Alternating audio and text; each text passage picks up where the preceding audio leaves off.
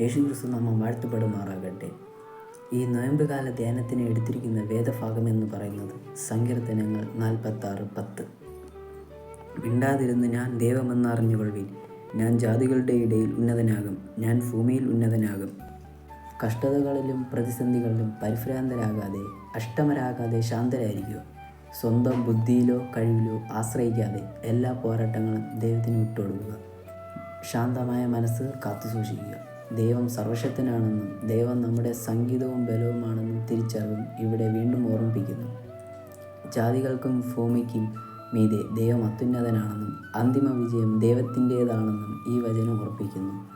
അതുകൊണ്ട് നോയമ്പ് കാലത്ത് നമ്മുടെ പ്രതിസന്ധികളും അസ്വസ്ഥതയും ദൈവത്തിന് പൂർണ്ണമായും ആശ്രയിച്ചുകൊണ്ട് നമുക്ക് പ്രാർത്ഥിക്കാം. നമ്മുടെ ജീവിതത്തിൽ ഉറപ്പായും ദൈവം ഇടപെടും. അതിന് ഒരു മാറ്റവുമില്ല. ദൈവം നമുക്ക് നൽകിയിരിക്കുന്ന ഈ നല്ല ജീവിതത്തേക്ക് ഓർത്ത് നമുക്ക് പ്രാർത്ഥിക്കാം. ഒന്നുമില്ലെങ്കിൽ നമുക്ക് വേണ്ടിയാണ് ദൈവം ക്രൂശീകരിക്കപ്പെട്ടത്. ആ നല്ല മനസ്സിനെ ഓർത്ത് നമുക്ക് പ്രാർത്ഥിക്കാം. ഈ നോയമ്പ് കാലത്ത് നല്ല ജീവിതങ്ങളെല്ലാം നന്നായിട്ട് തീർക്കാം എന്ന് പറഞ്ഞുകൊണ്ട് ഞാൻ നിർത്തുന്നു. ആമീൻ.